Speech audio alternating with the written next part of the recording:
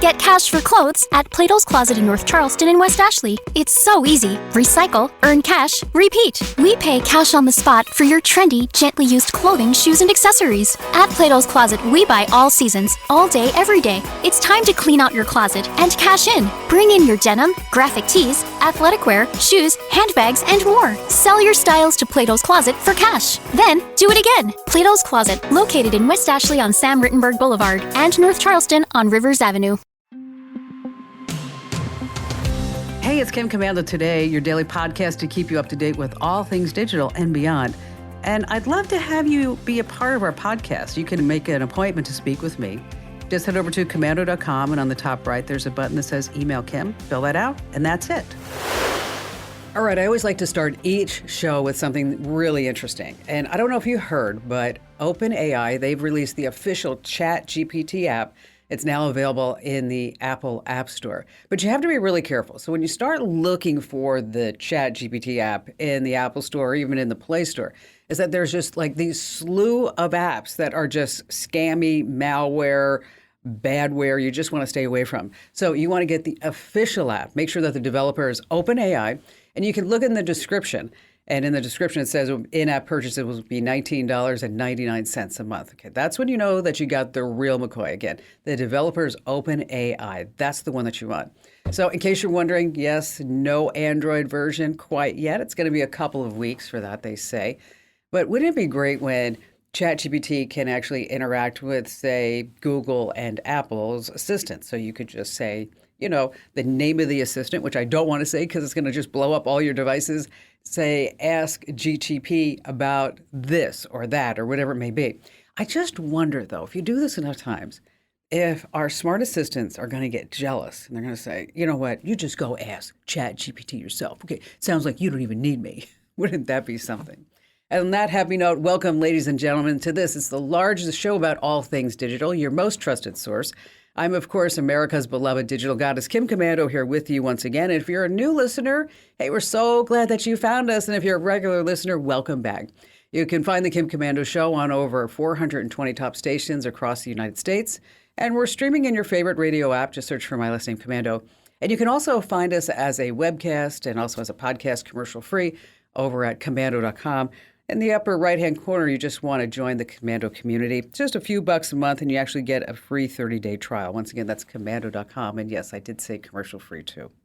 And a big hello and salute goes out to all of our listeners on the American Forces Network Radio, reaching over 375,000 U.S. service members serving in 175 countries. And I love this. 200 ships at sea get the Kim Komando Show.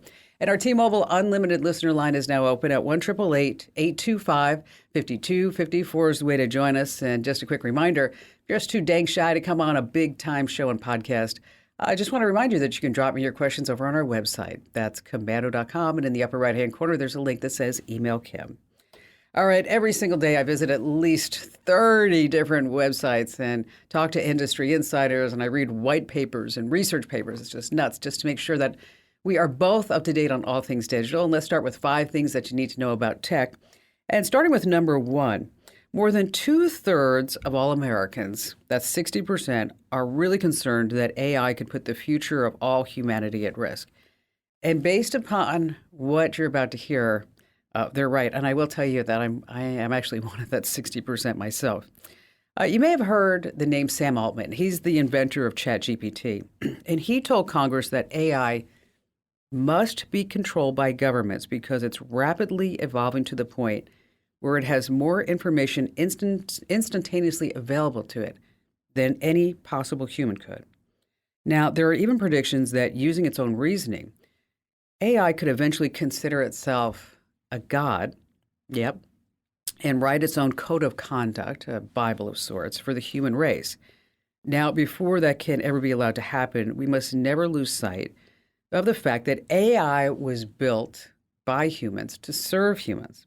It only knows what we ourselves tell it. And we all have to remember that God, however you perceive him, is more than just a bunch of electronic components just soldered to a motherboard. Coming in at number 2 on our list of 5 things is Temu is poo-poo. That's right. It took just 17 days for China-based shopping app Temu to just whiz past Instagram, WhatsApp, Snapchat, Shein in the App Store and just have the top downloads everywhere. Now, I warned you about Temu security problems a few weeks ago, but now its sister app, Pinduoduo, was caught using malicious code to bypass cell phone security to spy on other apps, read notifications, messages, and even change your security settings. Oh, isn't that frightening? Now, shortly after this announcement about Pinduoduo, the U.S. government has accused Temu of data risks. No surprises there. The app requests 24 permissions from your device, access to your Wi-Fi, Bluetooth, photos, videos, payment details, contact info. Yikes. So keep all this in mind before next time you're tempted to just go ahead and install Temu, because it's also your biometrics. If you're going to use it, I suggest you use it on an alternative device that's not connected to anything, including your Wi-Fi network. Coming in at number 3, for more than 27 years, a now very outdated law has shaped the internet. You may have seen it out there. It's called Section 230 of the 1996 Communications Decency Act. It has serious implications. It protects the social media sites, the online platforms like Facebook and Instagram and Snapchat and TikTok and Twitter and all the rest from being held responsible for what their users post. Now, even if that content encourages terrorists. Now, I want you to compare this to me on a radio, your newspaper, your television, okay? If we or they allow someone to publish something harmful, we could be taken to court and sued. But a lot has changed since 1996 when this law has been put into play, right? Well, the reason why I bring this up is that the Supreme Court handed over just a major win for social media companies. The court actually backed Google and Twitter when they were accused of social media liability in terrorist attacks that occurred overseas in 2017. Now, families lost their loved ones in an attack in Istanbul, and they say that YouTube recommended extremist terrorist videos to would-be terrorists. YouTube says it's not us, it's the algorithm. Twitter says, yeah, it's not us, it's the algorithm.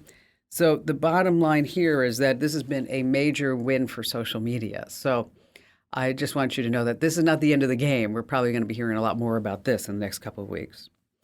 Moving on to number 4, this is why you should never take naked pictures of yourself in intimate acts. Let's go over to Charleston, South Carolina for this one. It's where, after a long day at work, a woman logged into social media and she got a real shocker. She saw a pornographic photo of herself and her ex-boyfriend posted onto her work's Facebook business page. Yes, you heard me correctly. Where she worked, they had a Facebook page, and then there was a picture of her and her ex-boyfriend, doing what they did. It's called revenge porn. It's when a nude or sexual photo is posted online without consent, and this woman totally believes that her ex made the post under a fake name. Her 35-year-old ex, Zachariah Cooper, is charged with stalking. He was being held on a $250,000 bond. Just a friendly reminder, you run this sort of risk taking any kind of nude or sexual photo on your phone. If you don't want it posted on the internet, don't take a picture of it. It's that simple. And finally, let's go to number 5, some AI classes. That's right. There's a lot of buzzwords associated with AI. We're going to go through just a couple of them right here. But first, artificial intelligence. How do you define it? It's a machine that wants to think like a human, ChatGPT. What about training data? You start seeing this a lot. This is the stuff that an AI machine uses, and we're talking about anything that may be on the internet, any media, and so that this way it can up its game. Hallucinations. Hear that associated with AI. If you say to ChatGPT, the sky is cloudy today, and it comes back, no, it's brown. That's a hallucination. It's just a wrong. So if you ever hear anybody mention AI hallucinations, just know it's bad stuff. AGI, that's what we're all afraid of.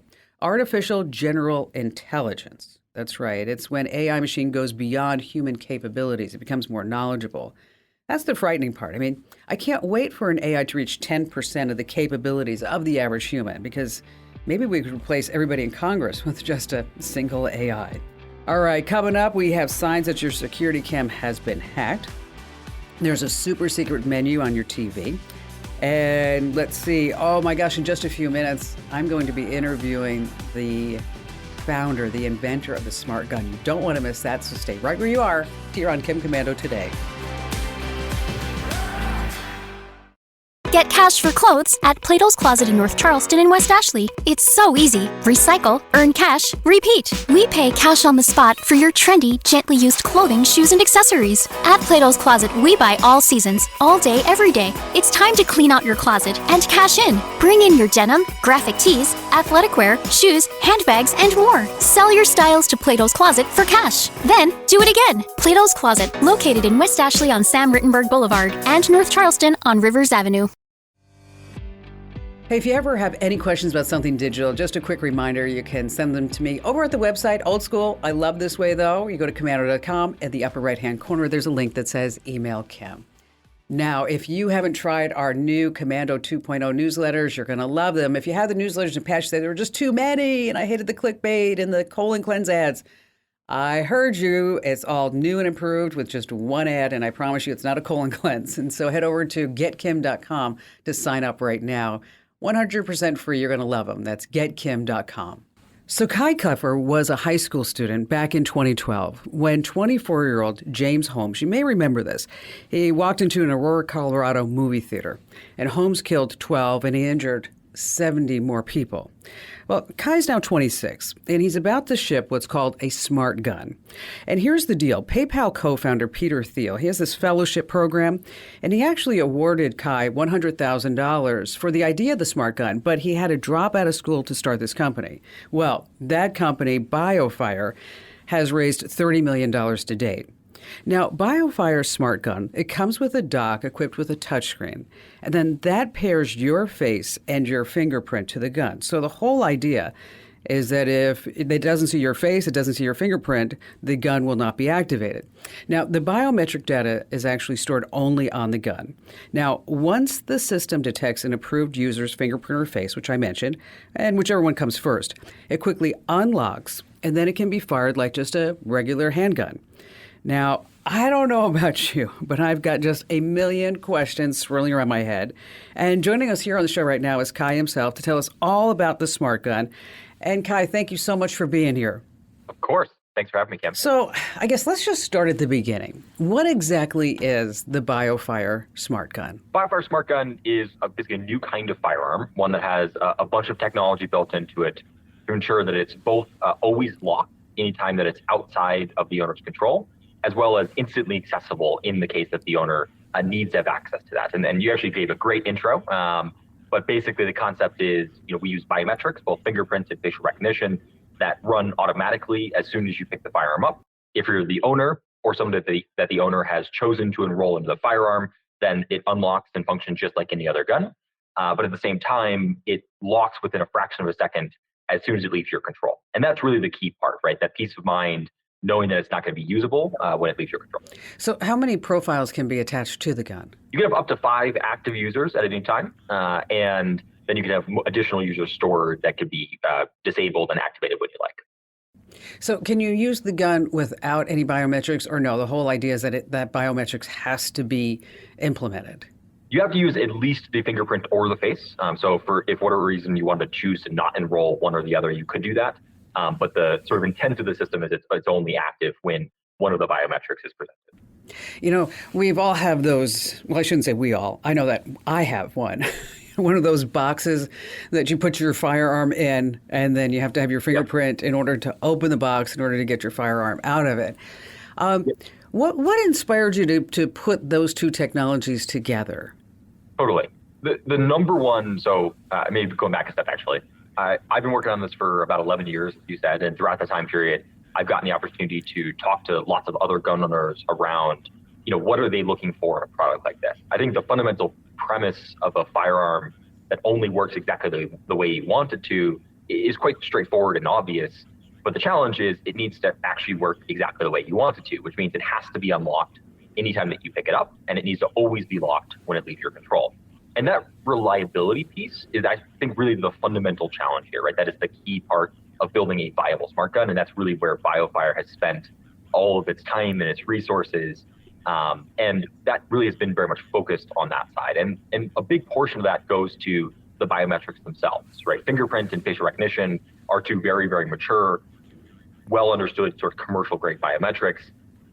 Sure. But they both have their own strengths and weaknesses, right? Fingerprints, for example, they might not work as well, if you have wet or dirty hands. We got a lot of questions after our launch about, what if I was eating chicken wings and somebody, broke into my home? So we did a video like, hey, yeah, it works great when you have chicken wing grease on your fingers. And the reason that it does work great is because the facial recognition system has no impact on something like that. Similarly, let's say you're in like a nightstand drawer, which is probably one of the most common sort of use cases that we've heard from our customers. Your face is not going to be kind of in view behind that firearm for quite a while as you start to take it out of the drawer. It's only seconds, but seconds matter.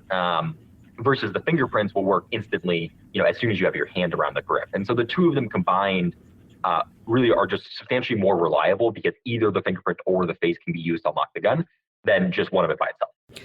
I'm fascinated about how you were able to get that grant from Peter Thiel. Can you talk to that just a little bit? I mean, you were a young guy, but somehow you were able to figure all that out. Yeah, so I had been working on sort of the concepts and technology around BioFire for quite a few years, actually even before the Thiel Fellowship. In fact, like during my time sort of during, going back to started this my sophomore year of high school, and very much from an engineering technical perspective, like how could I apply my sort of interest and passion for engineering to this space. That turned rapidly into like a research project, after the science fair, backed by a variety of other sort of investors out of Silicon Valley. And then I actually spent some time at MIT as well, working on a double major in computer science and business.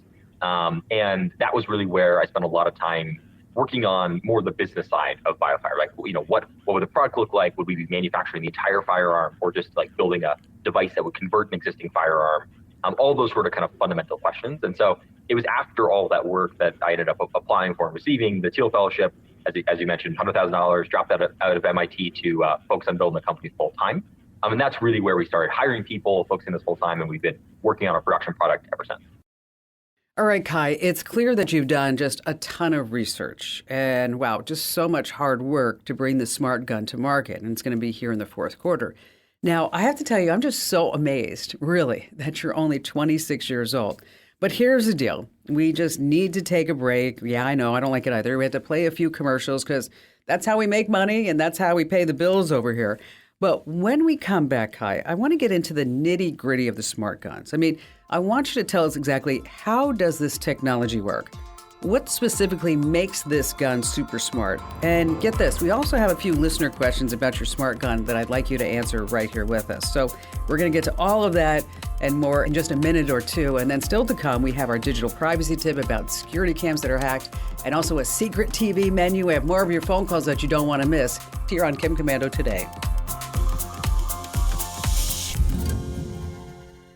Get cash for clothes at Plato's Closet in North Charleston and West Ashley. It's so easy. Recycle, earn cash, repeat. We pay cash on the spot for your trendy, gently used clothing, shoes, and accessories. At Plato's Closet, we buy all seasons, all day, every day. It's time to clean out your closet and cash in. Bring in your denim, graphic tees, athletic wear, shoes, handbags, and more. Sell your styles to Plato's Closet for cash. Then, do it again. Plato's Closet, located in West Ashley on Sam Rittenberg Boulevard and North Charleston on Rivers Avenue.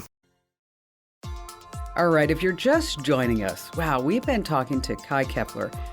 Kai is about to ship a smart gun, and he came up with this idea when he was actually a sophomore in high school.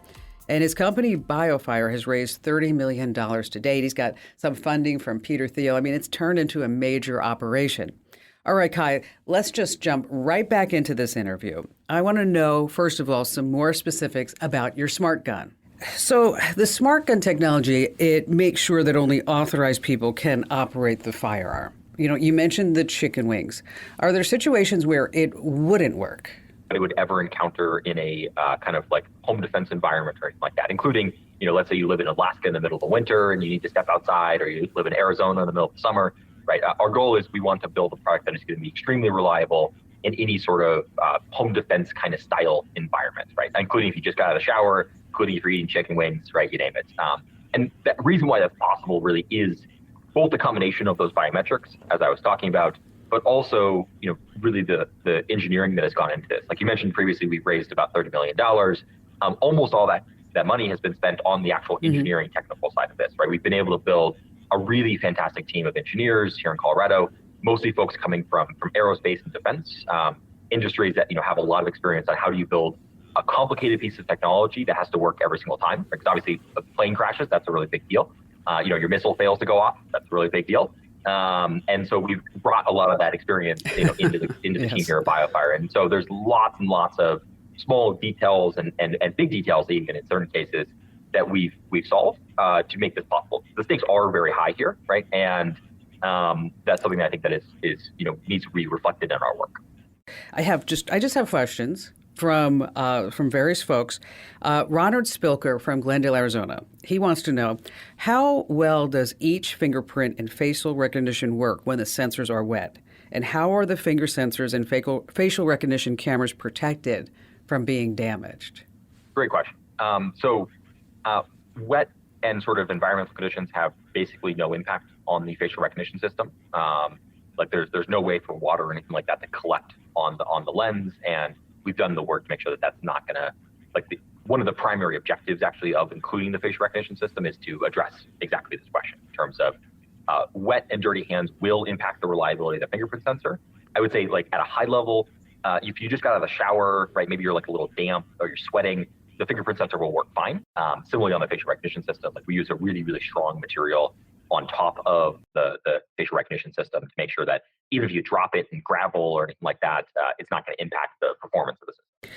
Okay, next one from Michael Hirschberger in Cincinnati.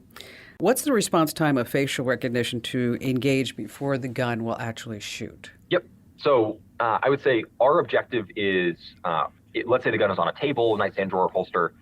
It should be unlocked faster than you could possibly have it on target. And that's our internal metric, which second to a second and a half. If you're really, really fast and have a lot of training, you can get a draw time of about a second in most cases. Most entry-level folks are more about 2 seconds.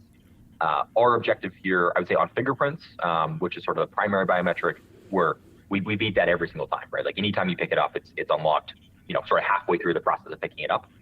We have a couple good videos on our YouTube channel, showing comparisons of, how fast can you get access to one of those biometric gun safes versus how fast can you pick up our product. I'll say we win by a wide margin every single time. And so the goal is it should be the fastest safety mechanism out there. Okay, 2 more questions. He says his name's Jimmy Dean. Not sure if that's real, but we'll just go with it. In Shreveport, Louisiana. Okay, this is kind of a strange question, Kai. Okay. Could a thief kill the smart gun owner, then cut off his hand or his fingers, freeze the appendage to preserve the prints, and then use that hand or fingerprints to activate the smart gun and use it to commit further crimes? Okay.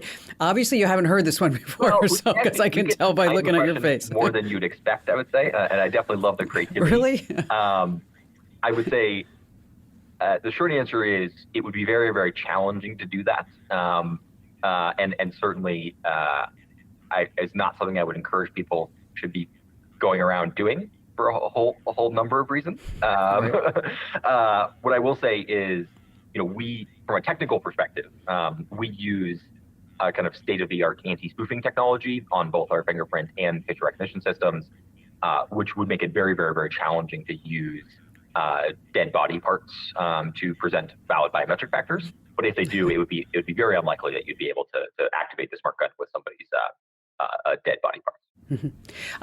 Kai, how much is it? I forgot to ask you that. Yeah, it's available for pre-order at smartgun.com. The price point is $14.99, and then we're asking for a $149 refundable deposit, right? So basically, again, we're getting a lot of demand, and there's quite a line, I would say, to get to actually take delivery. And so the deposit pretty much holds your spot in line. If for whatever reason you'd like to kind of change your mind, et cetera, you can always refund that, but you would lose your spot in line. I will say, we've already sold out our first kind of 2 editions and first couple batches of deliveries. And so definitely, if you're interested, I obviously encourage customers to put their deposits down as fast as they can. Hey, Kai, thanks for being here. Appreciate you. Thanks for having me, Kim.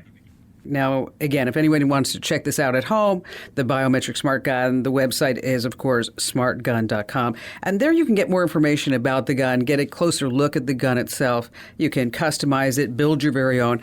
And also be sure to check out their YouTube channel, because there's just a ton of videos there. And once again, the website is smartgun.com.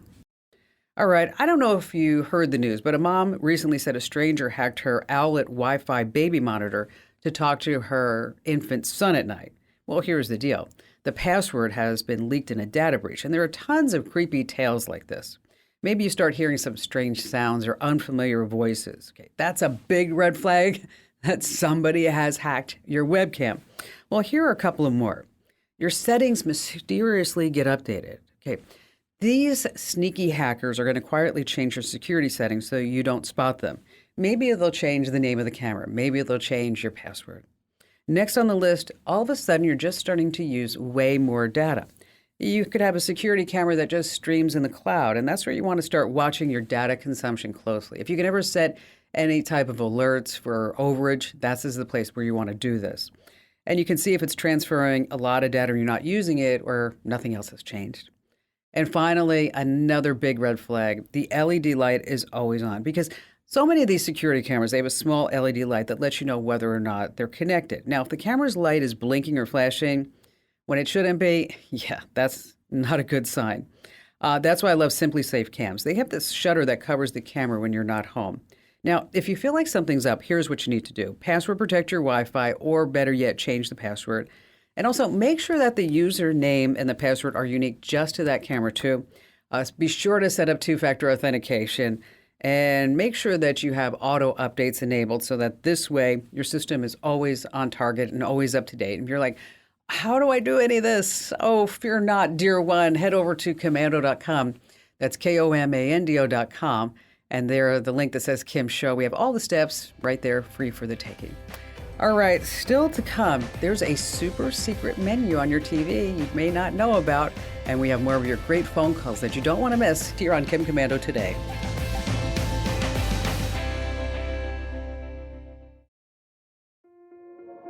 This episode is brought to you by Kia's first three-row, all-electric SUV, the Kia EV9, with available all-wheel drive and seating for up to 7 adults, with 0 to 60 speed that thrills you 1 minute and available lounge seats that unwind you the next. Visit kia.com/EV9 to learn more. Ask your Kia dealer for availability. No system, no matter how advanced, can compensate for all driver error and or driving conditions. Always drive safely.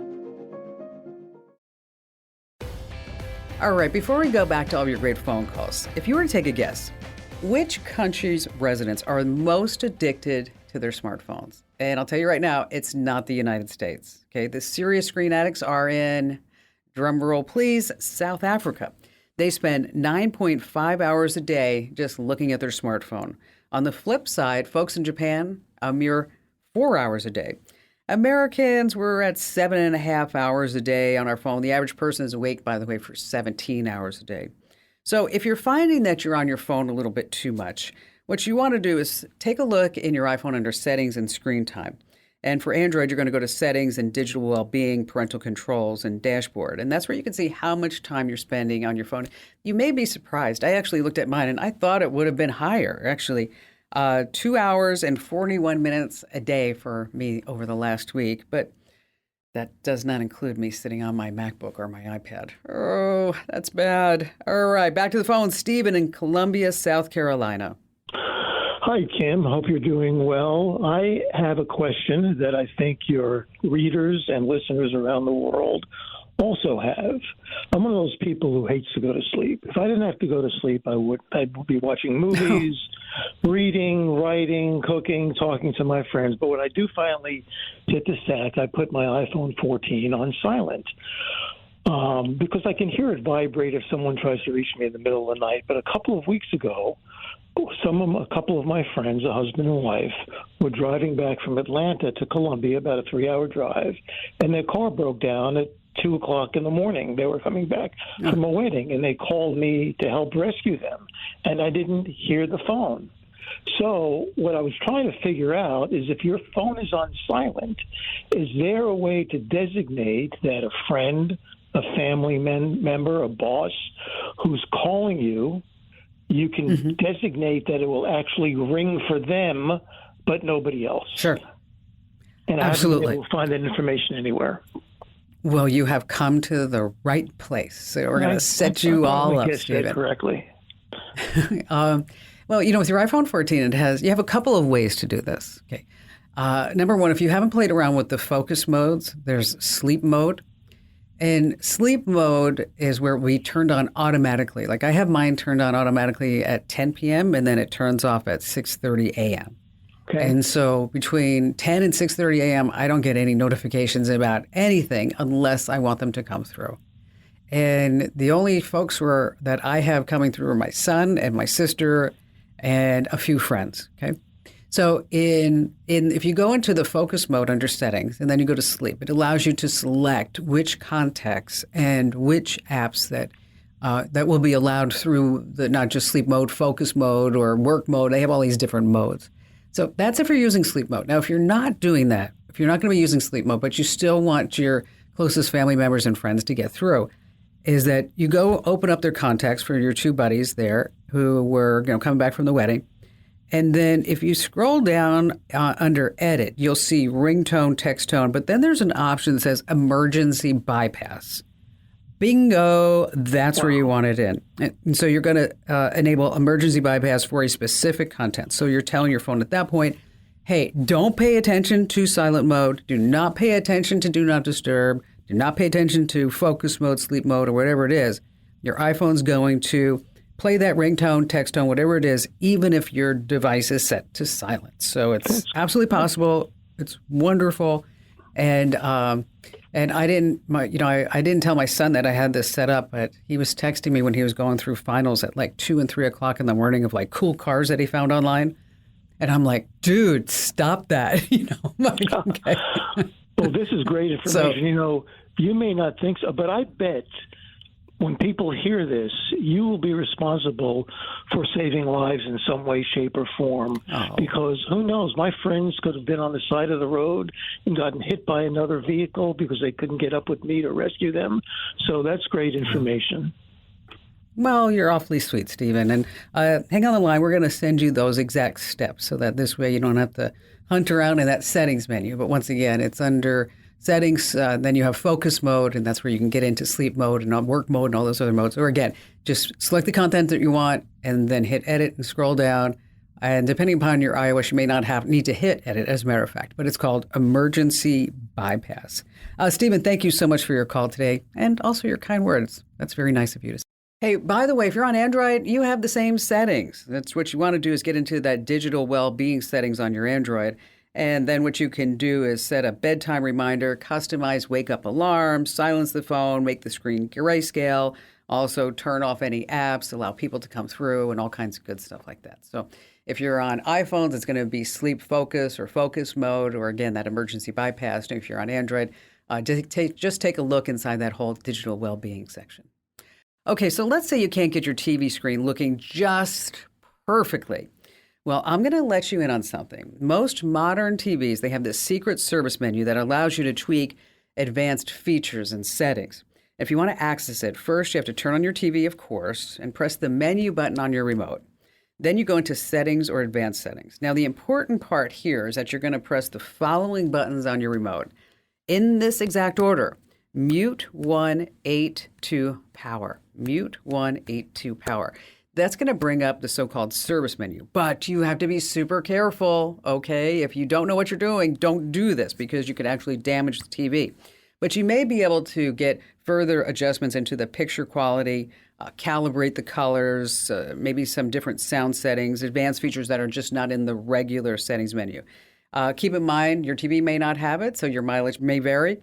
But if you're feeling adventurous, you can give it a shot. Again, those buttons are mute 1, 8, 2, power, mute 1, 8, 2, power.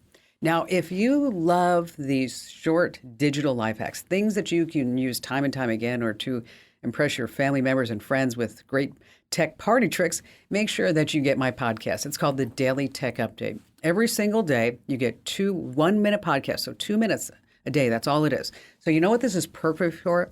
When you're brushing your teeth. So every morning, you can listen to the Daily Tech Update every single morning. And then you're going to get fresh tech news and tips, and then you're also going to get fresh breath. Oh my gosh, that is a double whammy, and it's a winner. So wherever you get your podcasts, I want you to make sure that you get our Daily Tech Update. Just search for my last name, Commando, of course, with a K. And again, that's Commando with a K. Wherever you get your podcasts, make sure you get that daily tech update.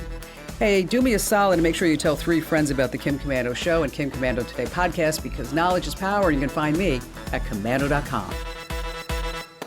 This program is a copyrighted production of Westar Multimedia Entertainment and protected by the copyright laws. Any rebroadcast or use of this program for commercial, business, economic, or financial purposes without the written permission of Westar Multimedia Entertainment is strictly prohibited.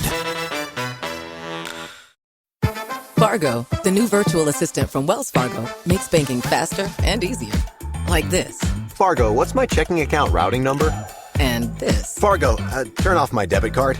And this. Fargo, what did I spend on groceries last month? And that's just the beginning. Do you Fargo? You can in the Wells Fargo mobile app. Learn more at wellsfargo.com/getfargo. Terms and conditions apply. Your mobile carrier's availability and message and data rates may apply. Wells Fargo Bank, N.A., member FDIC. Get cash for clothes at Plato's Closet in North Charleston and West Ashley. It's so easy. Recycle, earn cash, repeat. We pay cash on the spot for your trendy, gently used clothing, shoes, and accessories. At Plato's Closet, we buy all seasons, all day, every day. It's time to clean out your closet and cash in. Bring in your denim, graphic tees, athletic wear, shoes, handbags, and more. Sell your styles to Plato's Closet for cash. Then, do it again. Plato's Closet, located in West Ashley on Sam Rittenberg Boulevard and North Charleston on Rivers Avenue.